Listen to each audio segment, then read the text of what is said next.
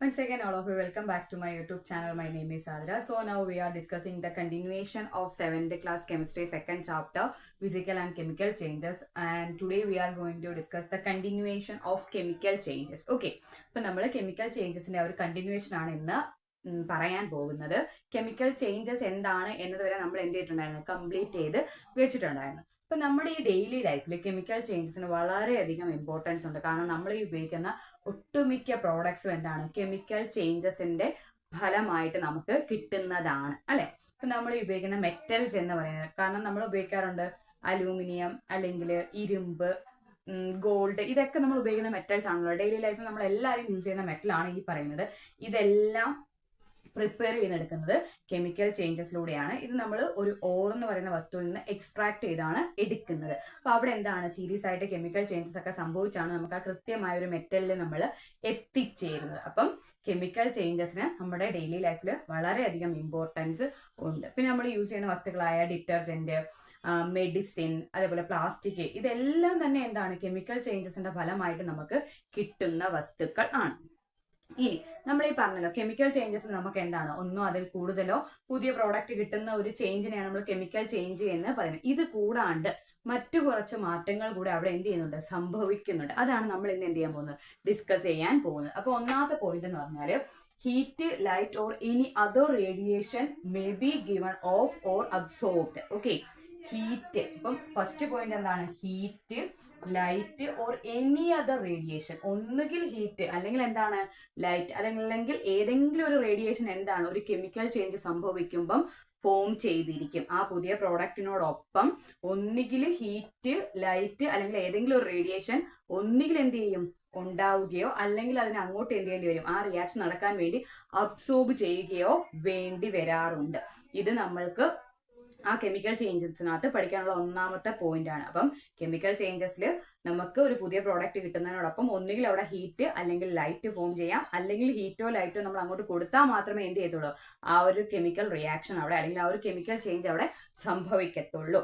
രണ്ടാമത്തെ പോയിന്റ് എന്ന് പറയുന്നത്, സൗണ്ട് മേ ബി പ്രൊഡ്യൂസ്ഡ് അല്ലെ. ഒരു സൗണ്ട് എന്ത് ചെയ്യാം, ചിലപ്പം ബബിൾസ് ഫോം ചെയ്യുന്നത് പറഞ്ഞപ്പോൾ നമ്മൾ എന്താണ്, ഹിസിങ് സൗണ്ട് എന്ന് നമ്മൾ പറഞ്ഞിട്ടുണ്ടായിരുന്നു അല്ലെ.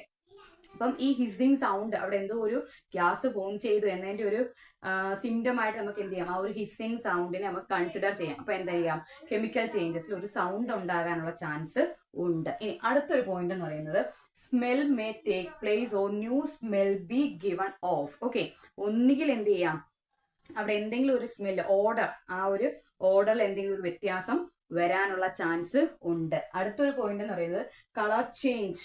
ഓക്കെ, ആ വസ്തുവിന്റെ നിറത്തിന് എന്തെങ്കിലും ഒരു വ്യത്യാസം സംഭവിക്കാം. ഇതെല്ലാം എവിടെ സംഭവിക്കുന്നതാണ്, കെമിക്കൽ ചേഞ്ചസിൽ സംഭവിക്കുന്നതാണ്. Gas may be formed. Okay, എന്തെങ്കിലും ഒരു ഗ്യാസ് എന്ത് ചെയ്യാം, ഫോം ചെയ്യാൻ. അപ്പോൾ നമ്മൾ പറഞ്ഞു, ഒന്നുകിൽ ഹീറ്റ്, ലൈറ്റ് അല്ലെങ്കിൽ ഏതെങ്കിലും ഒരു റേഡിയേഷൻ എന്ത് ചെയ്യാം, ഒന്നുകിൽ ഗിവൺ ഓഫ് മീൻസ് റിലീസ് ചെയ്യുകയോ അല്ലെങ്കിൽ അബ്സോർബ് ചെയ്യുകയോ ചെയ്യാനുള്ള ചാൻസ് ഉണ്ട്. രണ്ടാമത് നമ്മൾ എന്താ പറഞ്ഞത്, അവിടെ സൗണ്ട് പ്രൊഡ്യൂസ് ചെയ്യാനുള്ള ചാൻസ് ഉണ്ട്. മൂന്നാമത് പറഞ്ഞത് എന്ന് പറഞ്ഞാൽ, സ്മെല്ലിൽ എന്തെങ്കിലും ഒരു വേരിയേഷൻ വരാനുള്ള ചാൻസ് ഉണ്ട്, കളർ വ്യത്യാസം വരാനുള്ള ചാൻസ് ഉണ്ട്, ഗ്യാസ് ഏതെങ്കിലും അവിടെ എന്ത് ചെയ്യാം, ഫോം ചെയ്യാം.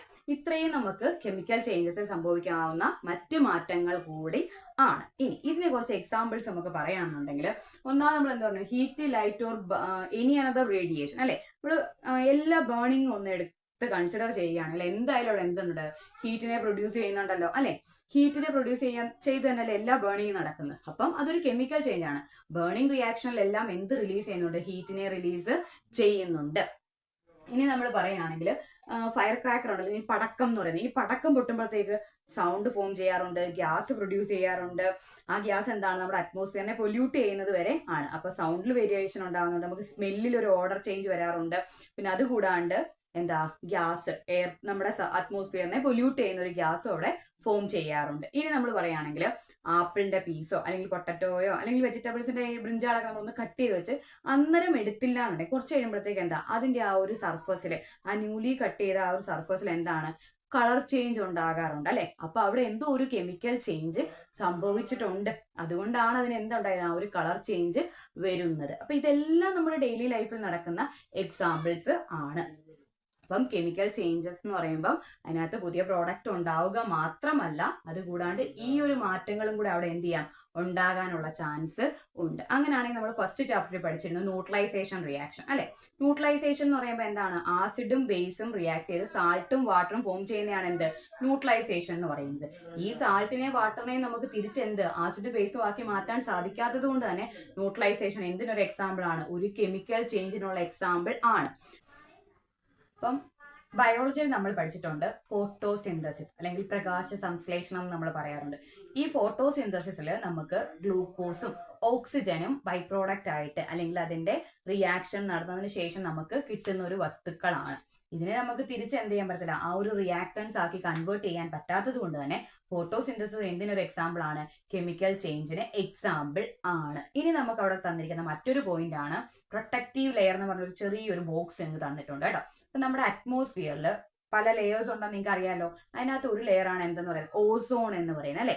ഈ ഓസോൺ എന്ന് പറയുന്നത് നമ്മുടെ സണ്ണിൽ നിന്ന് വരുന്ന അൾട്രാ വയലറ്റ് റേഡിയേഷൻസ് അല്ലെങ്കിൽ UV റേഡിയേഷൻസിനെ തടഞ്ഞു നിർത്തി നമ്മളെ പ്രൊട്ടക്ട് ചെയ്യുന്ന ഒരു ലെയർ ആണ് എന്തെന്ന് പറയുന്നത്, ഓസോൺ എന്ന് പറയുന്നത്.